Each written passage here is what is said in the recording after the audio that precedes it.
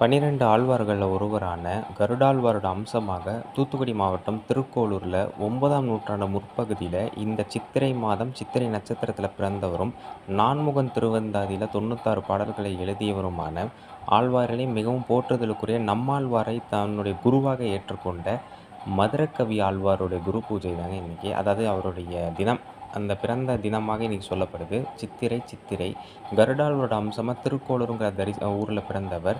நம்மாழ்வார் பின்னால் அந்த புளிய மரத்தில் இருக்கும் பொழுது இவர் அங்கே போய் கேட்குறாரு. அப்போ அந்த கேள்வி கேட்பார் பார்த்தீங்களா? அதாவது பார்த்தீங்கன்னா, செத்த பின் வயிற்றிலே சிறியது பிறந்தால் எத்தை தின்று எங்கே கிடைக்கும்னு கேட்குறாரு.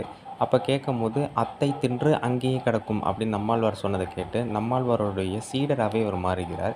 பின்னால் நம்மாழ்வாரோடு சேர்ந்து ஆழ்வார் திருநகரி மட்டும் அந்த ஒரு கோயிலை மட்டும்தான் மங்கள சாசனம் பாடுகிறார். அதிலேயும் நம்மாழ்வாரை மட்டும் இவர் போற்றி புகழ்வது குறிப்பிடத்தக்கது.